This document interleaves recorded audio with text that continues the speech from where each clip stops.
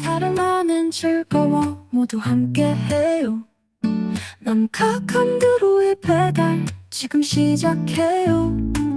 사랑과 웃음이 가득한 이 시간 다름아의 지혜 속으로 빠져봐요. 닭기니 라디오 당신의 친구 즐거운 시간을 함께 보내요. 닭기니 라디오 다 같이 불러요.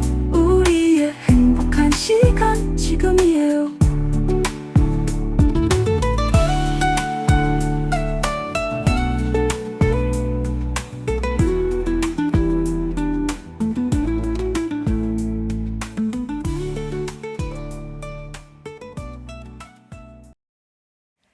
안녕하세요. 다큐니 스페이스에 오신 것을 환영합니다. 저는 남카칸드로 이명진이에요.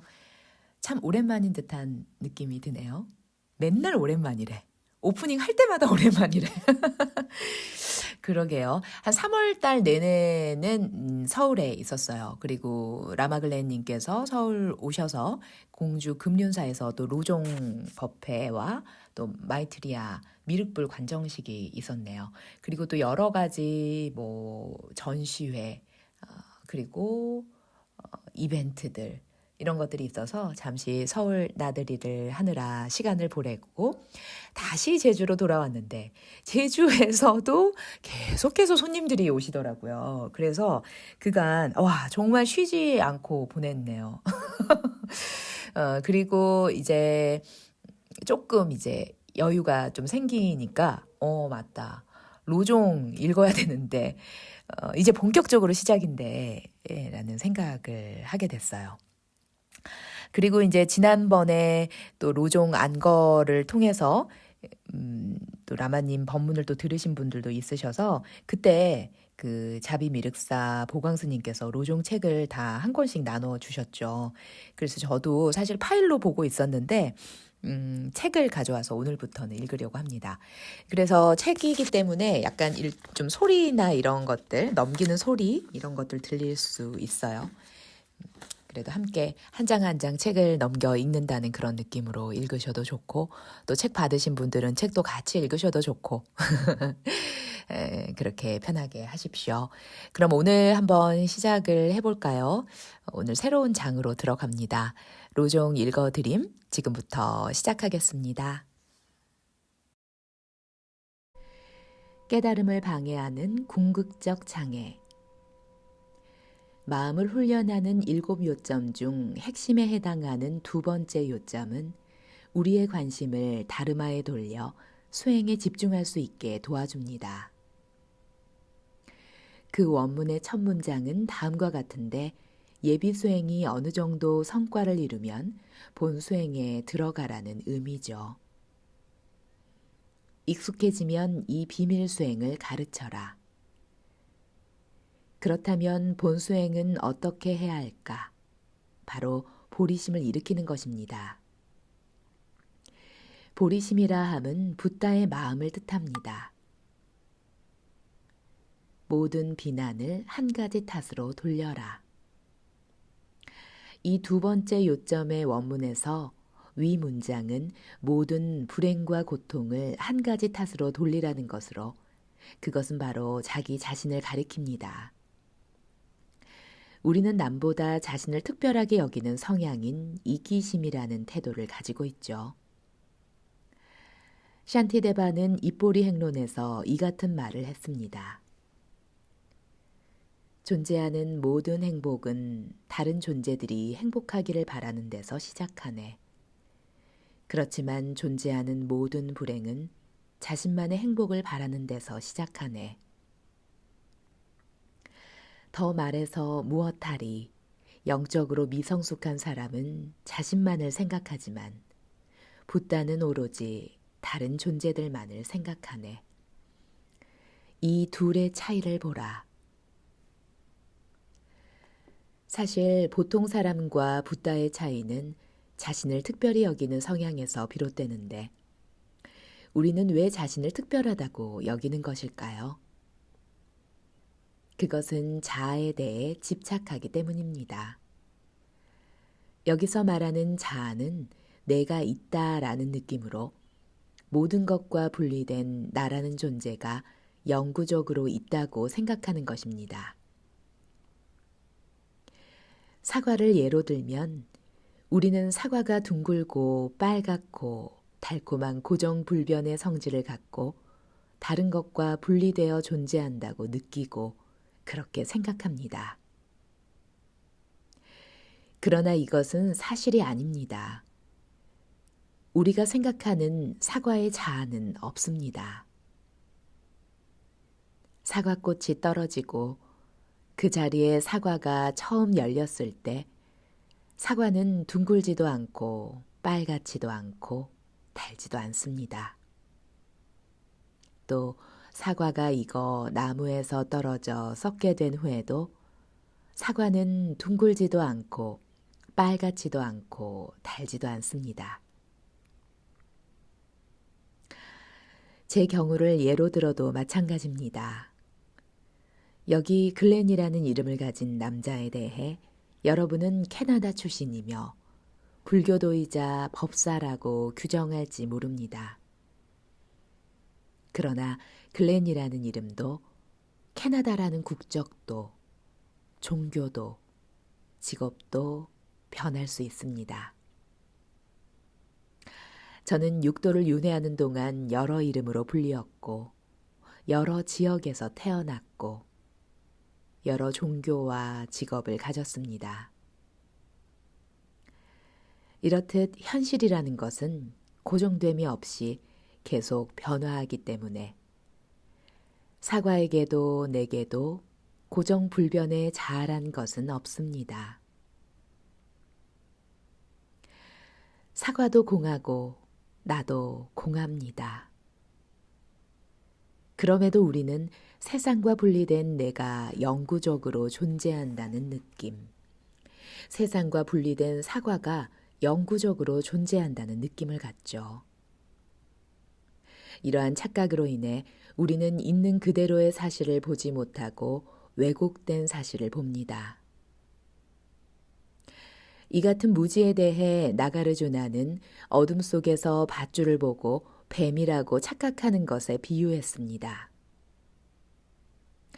이것은 우리가 깨달음에 이르는 것을 방해하는 첫 번째 장애로서 모든 무지의 기반이 되는 궁극적인 장애라고 합니다.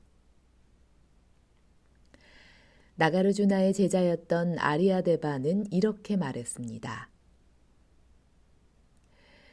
우리는 자신의 고정된 자아, 정체성이 없다는 것, 즉 자아가 공하다는 것을 모르기 때문에 자기와 자기 아닌 것을 구별하고 자기를 자기 아닌 것보다 중요하게 여긴다. 자신을 특별히 여기는 성향과 자아에 대한 집착이야말로 깨달음에 이르는 것을 방해하는 가장 큰 장애다. 이 같은 성향과 장애를 없애기 위해 우리는 보편적인 사랑과 연민, 다시 말해 자비를 키운다. 또한 자아에 대한 집착을 극복하기 위해 모든 존재에 고정된 자아인 정체성이 없다는 것을 깨닫기 위한 공에 대한 명상을 한다. 이러한 공에 대한 지혜와 보편적 사랑과 연민을 보리심, 붓다의 마음이라고 한다. 붓다는 모든 존재에게 고정된 자아가 없다는 것을 알기 때문에 모든 존재를 한결같이 사랑과 연민으로 대한다.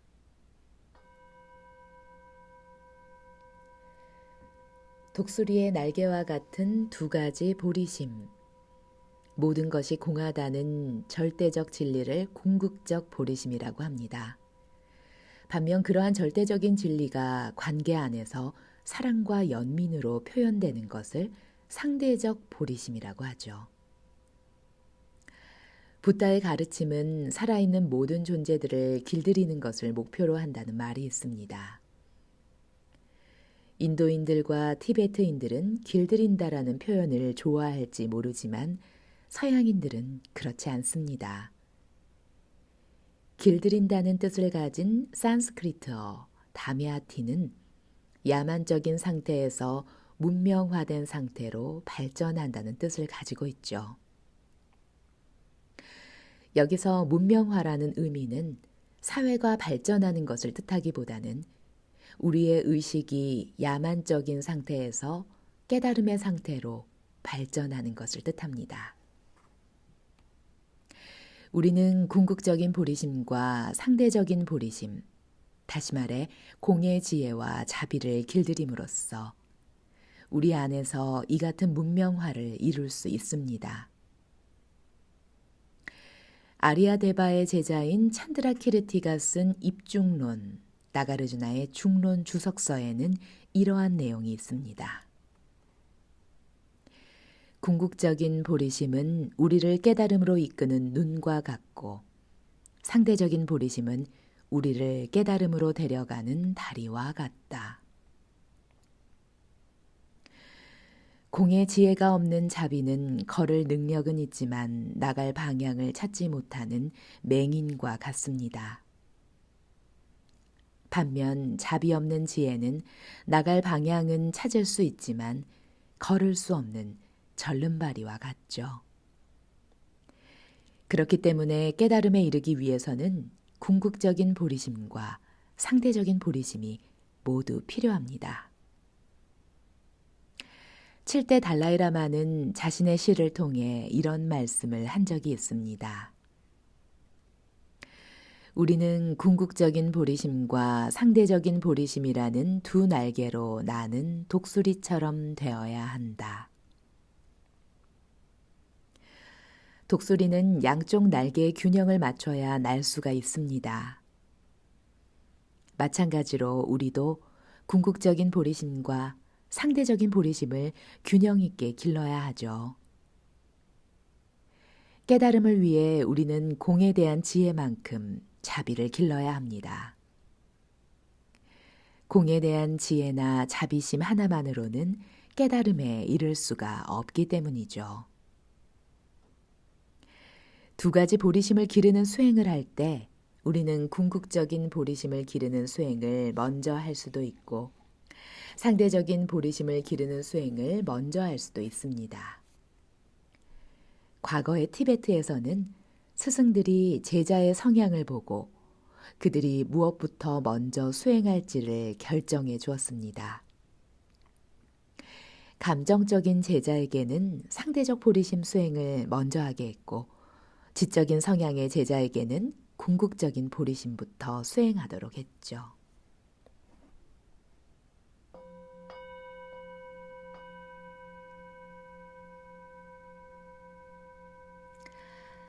첫 번째, 궁극적인 보리심 수행하기.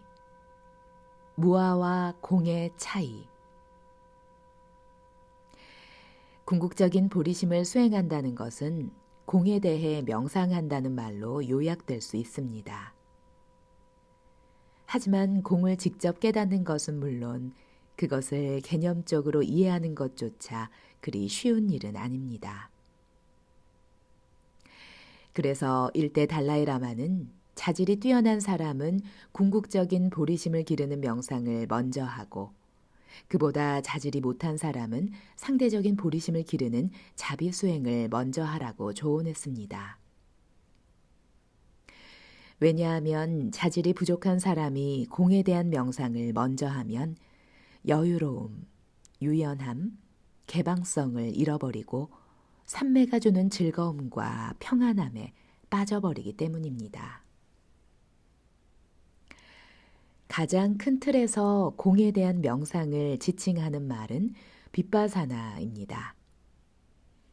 빗바사나는 특별하다 또는 우월하다라는 뜻을 가진 비쉐사와 본다라는 뜻을 가진 바사나의 합성어이죠. 따라서 이를 직역하면 사물을 보는 우월한 방식이라는 뜻이 됩니다. 빗바사나에 해당하는 티베트어 용어는 락통으로 독특하다는 뜻의 락과 보다라는 뜻을 가진 통의 합성어입니다. 즉, 사물을 보는 독특한 방식을 뜻하죠. 어원적으로 보면 빗바사나는 사물을 바라보는 특정한 방법입니다. 상자부에서 빗바사나는 모든 것이 무상하고 실제가 없다는 것, 이 무아를 보는 통찰하는 명상인 반면에 나가르주나로부터 시작된 대승의 빗바사나는 모든 것이 공하다는 것을 보는 통찰하는 명상인 것입니다. 그렇다면 모든 것을 무아라고 보는 관점과 모든 것이 공하다고 보는 관점의 차이는 무엇일까요? 무아와 공의 차이는 무엇일까요? 무아는 다른 것들로부터 완전히 독립된 존재로서의 실체는 없다라는 것을 의미합니다. 반면 공은 비결정성 혹은 불확정성을 의미합니다. 말하자면 어떤 것도 그 자체로 결정된 속성을 갖지 않는다는 것이죠. 만약 사물이 어떤 속성을 갖게 된다면 그 속성은 다른 것들과의 관계에 의한 것입니다. 가령 밤은 그 자체로 의미를 갖고 있지 않지만 낮과 비교될 때는 그 의미를 갖는 것이죠. 만약 낮이 없다면 밤이라고 하는 것은 규정될 수가 없습니다. 말하자면 밤은 낮이라는 것과 관계 안에서만 의미를 지닙니다. 밤이 무엇인지 규정하기 위해서 먼저 낮이라는 것이 규정되어야 하죠. 또 낮이라는 개념 없이는 밤이라는 개념이 성립되지 않기 때문입니다. 그 어떤 사건이나 존재도 그것 자체로는 어떤 의미를 갖지 못합니다. 그것이 어떤 것인지 결정되기 위해서는 그것 이외의 것들이 필요하죠. 그 어떤 것도 그 이외의 다른 것들과 관계를 떠나서는 성립되지 않습니다. 이렇듯 모든 것은 자기 아닌 것들에 의지해서 규정되고 생겨납니다. 대승에서는 이것을 연기라고 합니다. 나가르주나는 공을 연기와 같은 것으로 보았는데요. 그런 점에서 공은 무아와 다릅니다. 무아가 사물의 실체가 없음을 의미한다면 공은 사물의 실체가 없다고도 있다고도 규정할 수 없음을 의미합니다. 사실 나가르주나는 중론의 사고 부정에서 실체가 있음과 실체가 없음을 부정하는 것에서 더 나아갑니다. 모든 것은 실제한다, 실제하지 않는다. 실제하는 동시에 실제하지 않는다. 실제하는 동시에 실제하지 않는 것이 아니다. 공은 어떤 것이 실제한다고 혹은 실제하지 않는다고도 결정하지 않습니다. 티베트 불교에서 공을 정의하는 말은 닥체당 노알라입니다. 이 말은 영속주의, 실체가 있음, 그리고 허무주의, 실체가 없음으로부터 벗어났다는 뜻을 가지죠.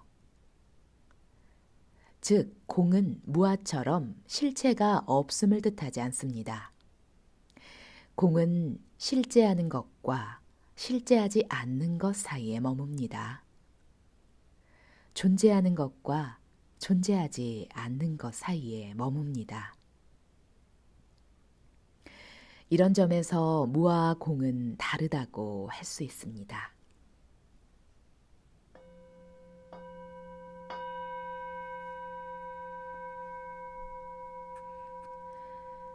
공 명상에 대한 5구절. 소승의 빗바사나는 사념처 수행으로 요약될 수 있습니다. 즉 호흡과 몸, 생각과 감정으로서의 마음 현상 등을 관찰하고 그것이 무상하고 실체가 없다는 것에 대해 숙고하죠. 반면 대승의 빗바사나는 숙고를 통해 사물을 공하게 보는 관법을 배우고 그런 다음 공의 자각 속에 머뭅니다. 앞서 설명했듯이 로종 마음훈련의 7 요점을 티베트에 가져온 아티샤는 나가르주나로부터 내려오는 심오한 지혜의 전통과 마이트리아 아상가로부터 내려오는 광대한 보살행의 전통을 통합했습니다. 심오한 지혜의 전통은 중관학파와 관련이 있고 광대한 보살행의 전통은 유식학파와 관련이 있습니다. 그런데 중관학파와 유식학파는 모두 공에 대해 말하지만 이론 면에서나 수행 면에서 차이를 보입니다. 로종에서는 공명상과 관련한 5구절이 있습니다. 그중 처음 3구절은 나가르주나로부터 시작된 심오한 지혜의 전통에서 내려오는 공명상인데 이 3구절은 다음과 같습니다. 첫 번째, 모든 현상을 꿈처럼 여겨라. 두 번째, 태어나지 않은 마음의 본성에 대해서 탐구하라. 세 번째, 상대는 자신의 영역 안에서 자유로워진다. 이 3구절은 공을 3가지 방식으로 숙고하는 것과 관련이 있는데 첫 구절은 현상인 다르마의 공함을 숙고하라는 의미입니다. 두 번째 구절은 마음인 정신 연속체의 공함을, 세 번째 구절은 공의 공함에 대해 숙고하라는 뜻이죠. 그런데 이러한 공명상은 나가르주나가 가르쳤던 방식과는 조금 다릅니다. 나가르주나는 4가지 방식으로 공을 파악하라고 했습니다. 첫 번째는 자신의 몸을 관찰하는 것이고, 두 번째는 정신 연속체인 마음의 흐름을 관찰하는 것입니다. 세 번째는 몸의 바깥을 관찰하는 것이며, 네 번째는 정신 연속체, 마음의 흐름의 바깥을 살피는 것입니다. 우리는 자신의 몸과 마음을 아울러 나라고 합니다. 그리고 자신의 몸 바깥과 마음 현상 바깥을 다르마, 현상이라고 합니다. 요컨대 나가르주나의 공명상에서는 다르마가 공하다는 것을 법공, 내가 공하다는 것을 아공이라고 숙고합니다. 그러나 로종에서는 다르마가 공하고 마음이 공하고 공성 그 자체가 공하다는 것을 숙고합니다. 로종의 4번째 구절은 광대한 보살행의 전통에서 나온 공명상에 대한 것입니다. 다시 말해 유식학파의 공명상이라고 할 수가 있는데 그 구절은 다음과 같습니다. 4번째, 깨달음에 이르는 길의 핵심은 모든 것의 바탕, 알아야 안에 머무는 것이다. 중관학파의 공명상이 숙고를 통해 마음과 현상과 공성이 공하다는 것을 본다면 유식학파의 공명상은 공에 대한 자각 속에 머무는 특징을 가집니다. 이러한 공의 자각이야말로 우리 마음의 본성, 불성입니다. 4번째 구절에서의 모든 것의 바탕 알아야이라 함은 알아야식을 뜻하지 않습니다. 알아야는 모든 것의 바탕으로 자각과 분리되지 않은 공성을 말합니다. 로종의 5번째 구절은 다음과 같은데 공명상을 하지 않을 때 일상생활에서 우리가 가져야 할 태도에 대해 말하고 있습니다. 말하자면 공명상을 할 때와 그렇지 않을 때의 차이를 줄이는 시도라고 말할 수 있습니다. 5번째, 명상을 하지 않을 때는 환상의 존재처럼 되어라.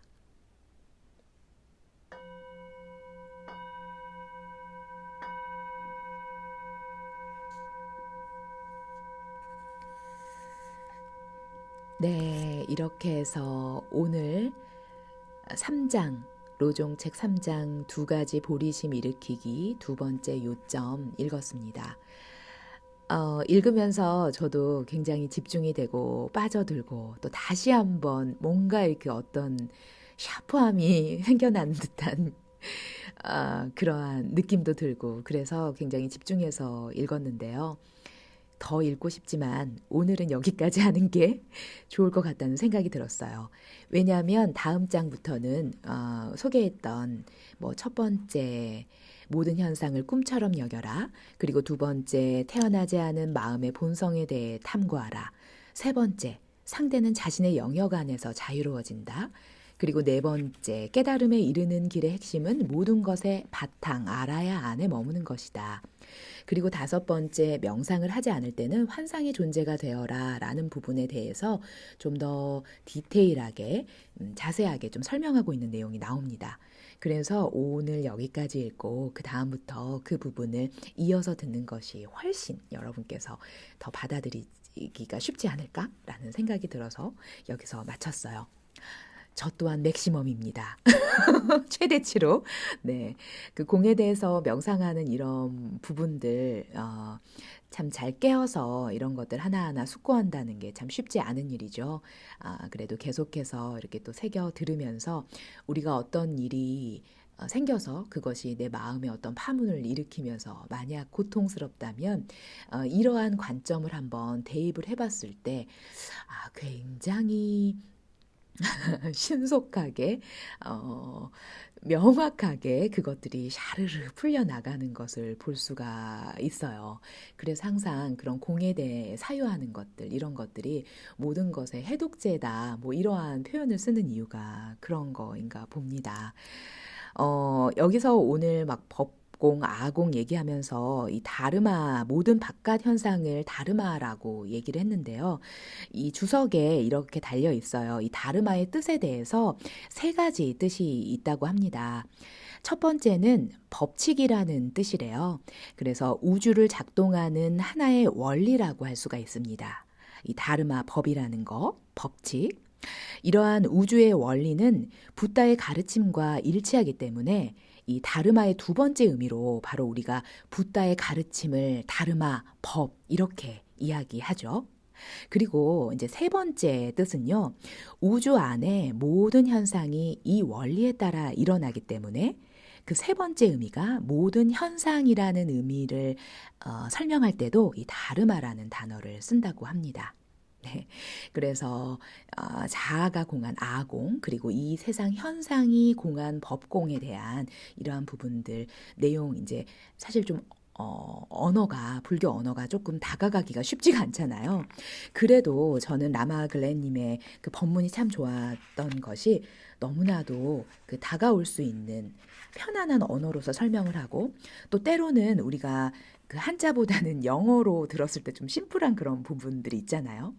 물론 또 깊은 차원이나 이런 것들을 또 새길 때는 뭐 한자나 그리고 또 우리 또 한글이 주는 그러한 느낌 부분들 이런 것들도 또 함께 가져가야 되지만 또 너무 그런 어려운 단어에 이제 치이는 것보다 또 훨씬 쉽고 명쾌하게 들어오는 것들 먼저 접하고 더 깊게 사유하는 방식으로 가져가도 좋을 것 같습니다. 지금 이 시대는 너무나도 풍성한 다르마의 어떻게 보면 파티와 같은 시대라고 얘기를 하더라고요. 다양한 문화권에 다양한 나라의 그러한 불교의 전통이 교차하고 그 모든 것을 온라인을 통해서건 그리고 또 우리가 직접 가서건 만날 수가 있죠. 뭐 티베트 불교의 스승을 만나 뵐 수도 있고 또 중국 어디 베트남 미얀마 어디든 마찬가지입니다. 그렇게 이제 다양하게 수행하고 할 수가 있고요. 또 우리나라의 부분, 우리나라가 갖고 있는 전통이나 이런 부분에 대해서도 또 더 새겨보고 또 깊게 연결할 수 있는 더 풍성해질 수 있는 그런 가능성을 지닌 때가 아닌가 싶네요. 오탁악세라고 얘기를 하지만 또 항상 그것 안에 그 이면에서 또 갖고 있는 또 희망이 있기 때문에 그런 부분들을 생각하면서 함께 이러한 부다의 가르침 또 이 우주의 원리 다르마에 대해서 또 숙고하고 좀 더 우리가 오늘 읽었던 내용 중에 뭐 그런 내용 있잖아요. 야만적인 그러한 문명, 내적인 야만성에서 좀 더 이렇게 상승하는 의식적으로 가는 그 길을 함께 갔으면 좋겠다는 생각이 드네요. 오늘 정말 오랜만에 읽지 않으면 안 되겠다 생각이 들었어요. 좀 텀이 오래돼서 또 이렇게 쉬게 되면은 끝마치기가 쉽지가 않기 때문에 이제는 또 제주도에서 있기 때문에 좀 더 빨리빨리 계속 그 다음을 읽어보도록 하겠습니다. 그럼 오늘도 좋은 하루 되시고요. 다음 시간에 만나도록 해요. 안녕. 다시는 돌아오지 않을 이 순간 라디오의 멜로디가 우리를 안아요. 남각한 드로의 다르마 배달 속에 우리 마음이 하나가